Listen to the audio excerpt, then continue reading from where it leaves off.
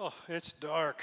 Oh, that's a problem. Always dark, never turning the lights on. Of course, it's really dark the first few minutes you're dead. You ain't never seen darkness like that. But here I am, back from the dead, come tell you a little story about finding light in the darkness. It's out there, you know. Sometimes you just got to look for it and you got to find it. And, well, I'm getting ahead of myself. Let's get some lights on first of all, and then we can tell the story. Yeah, that's good. I like that. Well, it's good to be here. My name is Simeon. You may have heard of me, may not have heard of me. Let me tell you a little bit about Luke. Luke introduces me really well. It's in the scriptures, and I'm going to read it. Luke said, "Now there was a man in Jerusalem called Simeon who was righteous and devout. He was waiting for the consolation of Israel, and the Holy Spirit was upon him. It had been revealed to him by the Holy Spirit that he would not die before he had seen the Lord's Christ. Moved by the Spirit, he went into the temple courts." That's right, me. Well, that's nice. I like that. A devout and righteous man. Makes me sound pretty good.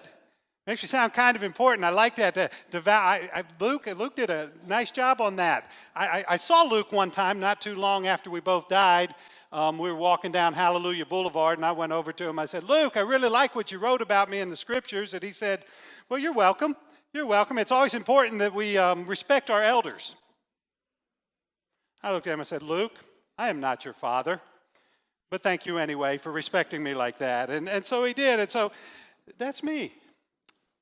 Thing is, makes me sound a little more important than I am. That's kind of an after the fact type thing. In fact, I got to thinking about it one time. I'm not really sure that being called devout and righteous is that much of a compliment when you look back at our history. I mean, just look back at it, and Moses was devout and righteous man. He was a murderer. David was a man after God's own heart, a devout and righteous man. Yeah, he was an adulterer and a murderer. Rahab, David's grandma, yeah, she was a harlot. Let's keep going. Noah, he saved us all. Yeah, he was a drunkard.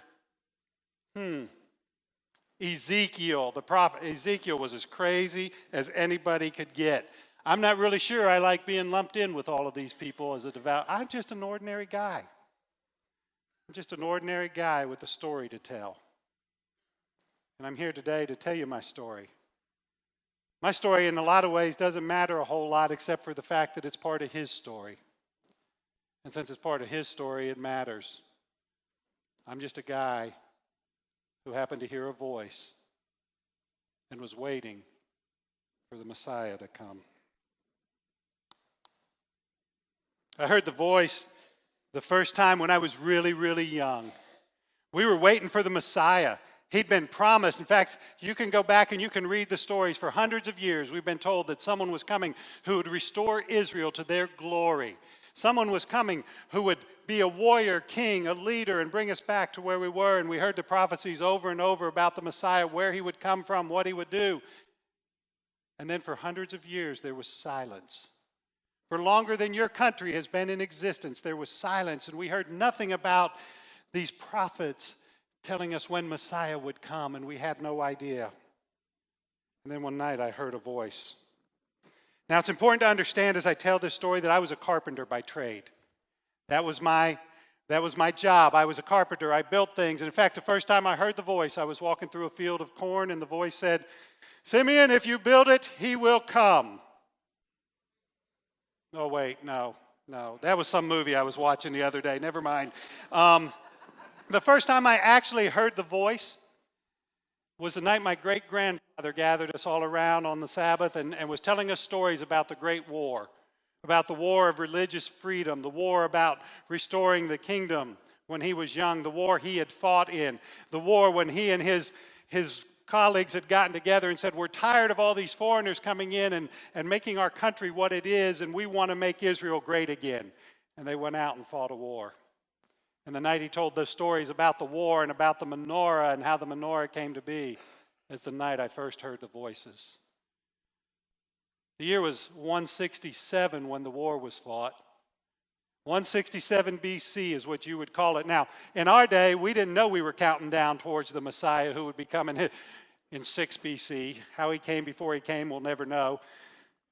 But we were counting down towards his coming, looking forward to it, but we weren't counting down the years. We named the years by in the year that King Uzziah died, or in the year of the Great War for religious freedom. And so my great-grandfather gathered us and started to tell us the story about the war for the religious freedom. You see, what had happened, if you remember your history in those days, Alexander the Greek had conquered the whole world.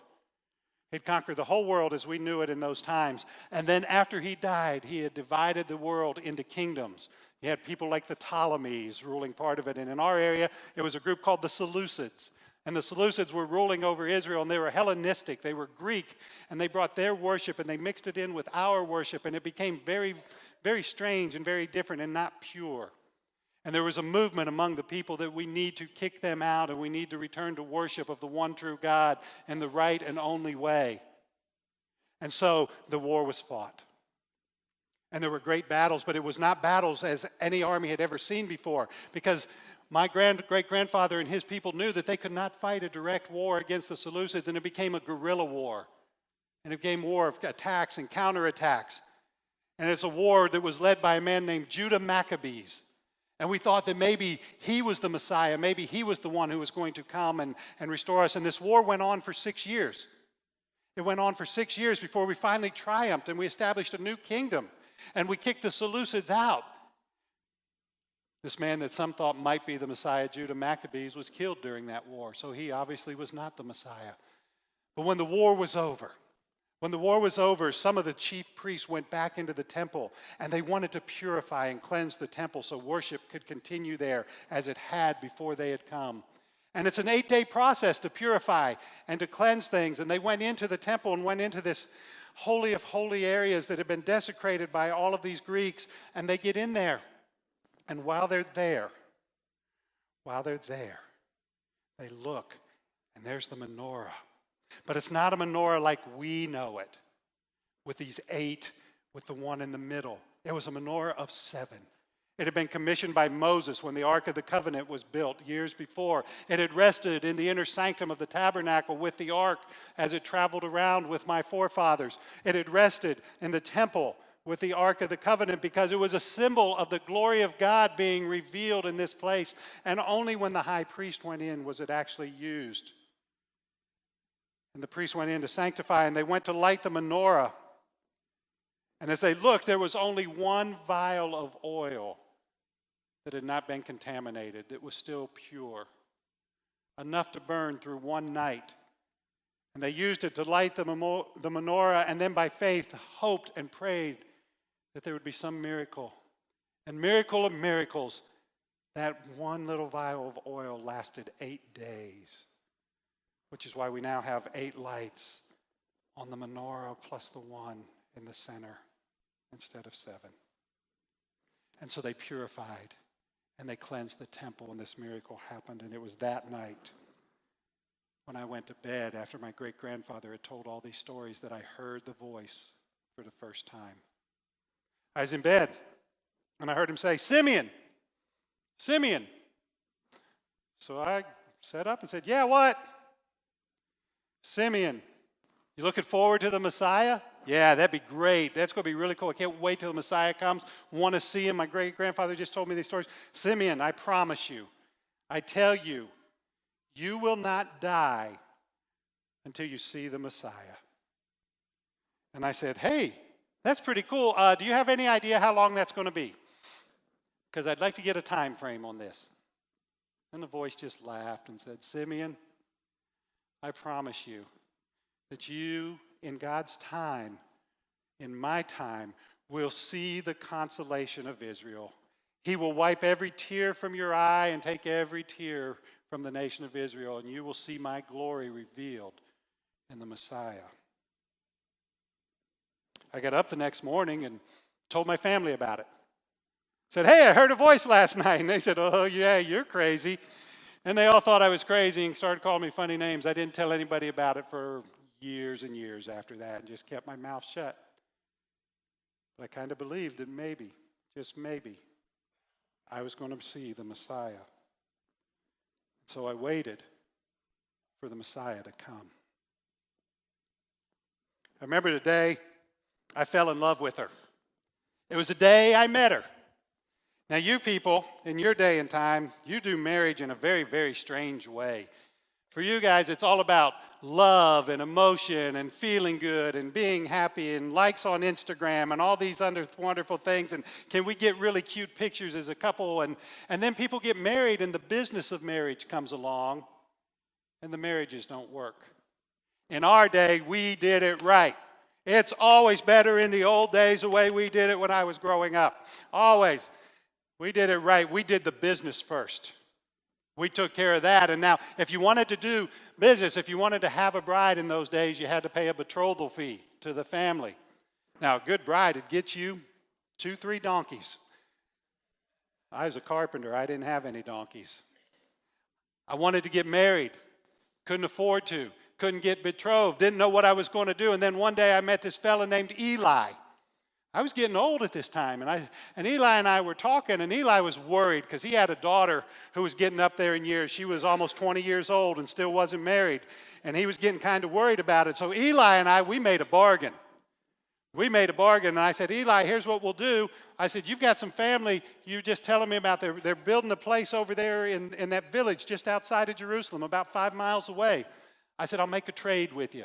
How about I go over there and I help them build that place? And he said, here's what you do, Simeon. He said, you go over there, you spend a month helping them build their new place, their new house over there, and then once a year for a week, as long as you're married to my Rachel, you go back and you help them build on and add on whatever they do. And I thought, man, that's a lot cheaper than getting 2 donkeys. That sounds good. That's what I'll do. And so I got engaged to Rachel. I met her on the day of the wedding. It was really cool. Business was taken care of. And then something strange happened. We grew to love each other. We developed an affection for each other. We started to build a life together. I knew from the moment I met her, because her first words to me were, Simeon, you must be a man of honor for all that you've done for my family. And I thought, man, this is one wise woman. And I knew that we were going to have a good relationship. And we did. And we grew together, and the years were wonderful, and the years were blessed. In fact, I got to a point where I felt like I could trust her with anything, and I told her one day, I said, Rachel, I've got to tell you about this voice I heard. And I told her, I said, the voice says to me, I will not die until I see the Messiah. She said, you got any idea what that timeline might be? I said, I have none. She said, Simeon, God's promises are not in vain. You will see the Messiah in God's time, I do believe. The years went on, and she blessed me with children, 2. The first one was born a girl. We named her Joelle, which means my Jehovah is the Lord. What an incredible child. A child who loved the stories of Israel and who would listen to me tell them over and over again. And then a couple years later, a son, David bar Simeon, David, son of Simeon. And like his namesake, the ancient king, he was a man of music and of poetry. And they were incredible. And as they grew and as they got older, I started to tell them the stories. And one day I told them the same thing I had told their mom about the voices, the things that I had heard. And my children didn't think I was crazy. They believed the stories. And each week during the Sabbath, we would gather together as family for our Sabbath meal.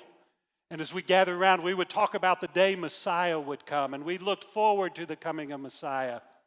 And my children would sing, and we would play the music, and we would wait as we said, oh come, Emmanuel.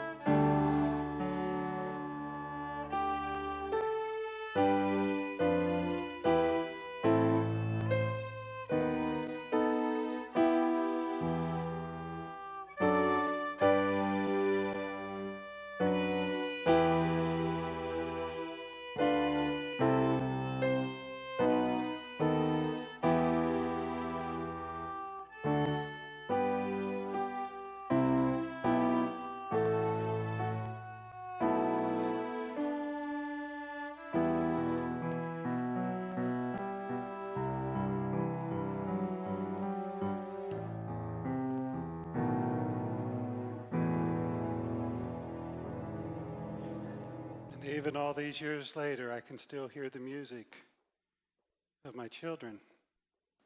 And together we waited for Messiah to come.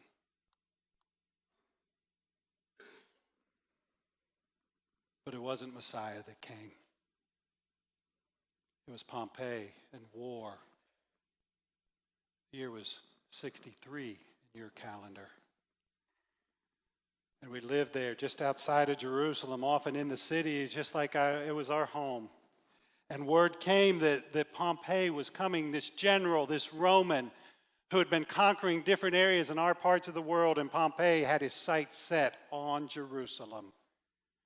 And he was coming. And the 100 years of freedom that we had known was in jeopardy. And he came from the north. And as he did, the call went out to everyone who could come to defend the city and defend the temple to come, because the Romans are coming. The Romans are coming. And we went in, and those of us who were craftsmen and carpenters and builders, we went out and we dug ditches around the wall of the city to try to impede the progress of the Romans. And we put these ditches in place, and the Romans came and they laid siege to the city. And it lasted 3 months. And they started to fill in these ditches inch by inch, and our artillery would go up. Our archers would be up on the walls of the city firing at them to impede their progress. But then they brought in longer artillery that would cause our archers to have to hunker down. And while they did, they'd fill in the ditches and advance on the city. And we knew that there were people within the city who were sympathetic to the Romans, who were looking for ways to profit from their presence there. I remember the day the city fell. Myself and some other men had been sent out of the city on a clandestine mission to go behind enemy lines and sabotage. And while we were out, while we were gone, somebody from the family of Hyrcanus inside the city went and opened one of the gates and let Romans in. And they flooded the city. They went everywhere, and they started to kill mercilessly everyone they could find, men, women, children. And they killed 12,000 people that day. I heard that my wife Rachel and my son David died with swords in their hands defending the city. And I have no idea what happened to my daughter. And the city fell. And Pompey marched into Jerusalem. Bodies everywhere. And he marched into the temple, the Holy of Holies. And he desecrated that sanctum by his presence there. And we don't know what happened. Something happened in there, because when Pompey came out, he didn't take anything out with him. He left it all. He sealed it up, and he went to our leaders that were still alive, and he said, I want you to sanctify this temple, and I want you to continue to worship God here. Just pay your taxes to Rome. And he withdrew from the city, and he left. But there was no consolation for me. No Messiah had come. No Messiah had come to save our city, to restore it. No Messiah had come to save my family. And all I wanted to do was die, because the Anointed One had not come. Where is God in all of this? Where is God when pain overtakes? Where is God when we lose family? Where is God when his place of worship is being attacked and torn down by the world around it? Where is God? What kind of God allows this to happen? What kind of God just stands idly by with a promised Messiah and doesn't deliver? What kind of God is this? had no answers. I just wanted to die. And I had nowhere to go. And nothing to do. And yet somehow I still believed that there was a Messiah coming and that it was not yet my time. And I had to decide what to do with life, and I couldn't stay in Jerusalem. And I couldn't go back to the city of bread where we had lived. So I went to the city of Bethany, just a few miles, 8 miles or so outside, and I spent some time there, but it just wasn't right. There were members of Rachel's family there, and I just couldn't stand the thought. And then I heard that up in the Galilee, up in the north, that there was a resurgence going on, that the cities were being built and rebuilt, and that there was a need for skilled craftsmen and carpenters. And I decided I'm going to go to the Galilee, to this place I've never been before. And so I walked. I was very old. It was arduous. It was 80 miles. It was 4 days of walking for a young, healthy man. And I walked. And I got there, and I knew no one, and I had no place to go, but I was able to get some work early. And as I got some work, I started to meet people. And I finally met a family that said, hey, we've got a place. You could stay with us. Come, Simeon, stay in our house. And I did, and they had a young boy, and he and his friend used to play together all the time, Joe and Zeke. They just loved being together. And as I lived in that house, the parents said, for living here, will you help teach them how to be carpenters? And so I did. And from a young age, I taught these boys the tools and the trade and how to do it, and they became so much better than I ever was. In fact, by the time they hit their teens, they were getting jobs everywhere that you could imagine. And every time they got invited to a job, they'd invite me to come along, and even though I was old and slowed them down, they wanted me there. And it was good to be with them and to spend the time and to watch them grow. They were fun boys. And I can remember the only thing they ever wanted to do was get married. That's what they told me. We want to get married someday. We want to get married someday. They ended up marrying cousins, I do believe. And I got to talking to them one day, and Zeke not only wanted to get married, he wanted to be a priest. He had a little bit of Levite blood in him too. And so he wanted to be a priest. Joe just wanted to be a carpenter. But I told him the story about Rachel and how I had married her and the incredible life we had. And they both said, you know, someday we want that too. We want to be just like you, Simeon, just a lot younger than you were. Thank you, guys. Then a new ruler came to power in the Galilee. His name was Herod. Your history records him as Herod the Great. We recorded him as Herod the Merciless. And as Herod came to power in the Galilee, I saw some of the things happening, and I saw him starting to align himself with Rome. And I thought, oh, this is not going to be good. I cannot stay here. And so I gathered the guys together, and I said, I'm leaving. My prayer for you is that you will find the wives God has chosen for you, that your lives will be blessed, and that maybe someday we will get the chance to see each other again, but I cannot stay here. And I made my journey back to the house of bread, to the city of bread. And I waited, and I waited, and I waited. When I got to the city, I didn't know where to go at first. I didn't know where to stay. But I remembered that Rachel had a nephew that had a guest house, and I thought maybe I could at least get a room there for a couple nights. And so I went there, and he said, oh, I'd love to have you. He said, I'd love to have you, but I don't have any room. I said, okay. But then he came back and said, no, wait a minute, I got a small place you can stay. Why don't you stay over there? And then he told me about his cousin, another nephew of Rachel's. And he said, you know, he's got a bakery that he's just opening. You could use a job, couldn't you, Simeon? I'm like, yeah, I could use a job. That'd be great. I'll go to the bakery and I'll sell. And I went there. And I started to work in the bakery. And it was actually a pretty good job because I was old by then and my knees were kind of hobbling and I could just sit down in the bakery, and it would have been nice to be able to read a Kindle or watch some TV, but our Wi-Fi was pretty spotty and we didn't have any TV. So it was kind of hard to do. And I would work in the bakery. Unbeknownst to us, things were happening in other part of the world that were about to change our life. After Pompey left, there was this uneasy truce that lasted for a long time. But then Pompey went back to Rome and he died. And after he died, an emperor came to power. His name was Julius Caesar. And he was in power until the day two guys, Brutus and Cassius, decided to kill him. And so they killed Caesar. And then these other two guys, Antony and Octavian, said, no, can't have that. And so they killed Brutus and Cassius.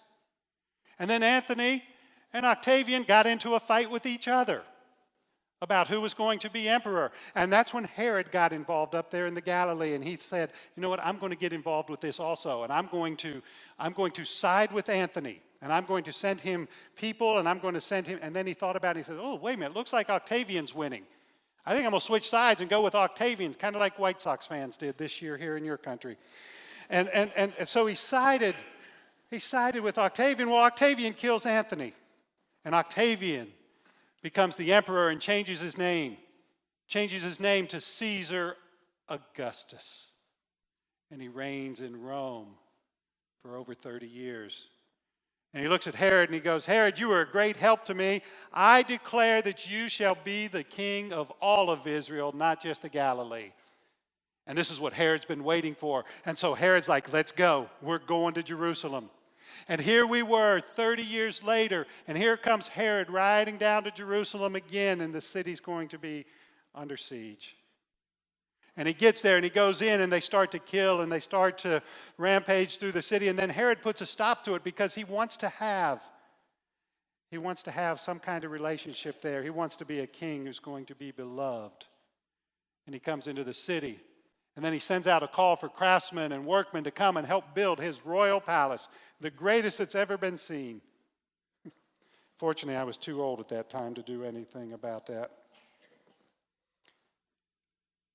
But I was waiting still for the Messiah. And I thought, God, this is a perfect time to come. And sometimes God's timing just stinks. I was like, God, how about my timing? My timing's pretty good. Why don't you come on right now? I can see how this all works out. And he didn't answer me. And I continued to wait.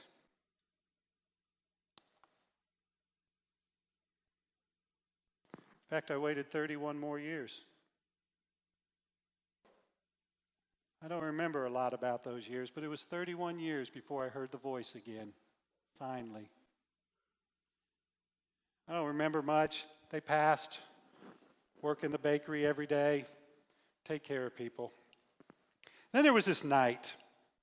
I remember this night that I thought I heard maybe the voice coming or there was some loud singing or there was something going on, and so I got up out of my bed, but by the time I got to my window, it had stopped. A couple days later, I'm hobbling down to work, and I'm at the bakery, and this fella comes in.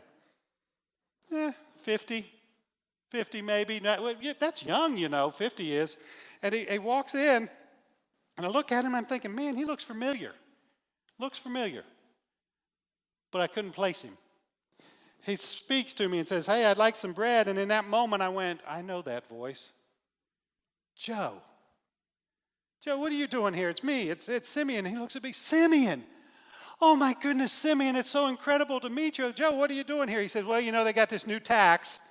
Always new taxes, new government, new taxes all the time. And so we had to come down here to pay the tax. I said, oh, well, what's going on? He says, well, a lot's happened. He says, I found a woman. I got a girl. I'm getting married, Simeon, just like you. I had to wait till I was really, really old. Thanks, Joe. That's really nice of you. He says, and Simeon, you kind of look really old now. I'm like, thank you. You're doing good. He said, and I asked him, I said, Simeon, so how's the marriage? How's this working out? He said, well, it's kind of been strange so far. It wasn't quite what I expected it would be. He said, and we came down here, and we had a baby a couple days ago. I thought, oh, man, that's great. And I was getting ready to ask him about that. And in that moment, a whole bunch of ruffians came through the door. Came in, foul-smelling, nasty-looking guys came in. And they're like, hey, we're hungry. We're a bunch of shepherds. We've been out in the field, and we haven't had any food to eat for the last couple of days, and we need something to eat. So I started feeding them, and while I'm doing that, Joe left. So I didn't get a chance to talk to him anymore. Well, it was about 4 or 5 days later. I was laying in bed, and I heard the voice. And the voice said to me, Simeon, Simeon. So I sat up like I'd done before. Simeon, I need you to go to Jerusalem tomorrow. The time has come to see the Messiah. And I said, no. I am old. I am tired. My knees hurt. My back hurt. I am not walking that far. I moved right here to Bethlehem because the prophet Micah said that the Messiah would be here in Bethlehem, so you can just have him come on by my house tomorrow. The voice laughed, said, Simeon, Simeon, the time has come. You must go the distance to Jerusalem. I will ease your pain as you go. But the Messiah will be there, and you will see my glory. And so, for one last night, I waited for the Messiah to come. I got up early the next morning because 5-mile walk takes a while. And I knew I would be slow, and I knew it would take time to get there. But as I started to walk, I started to feel better along the way.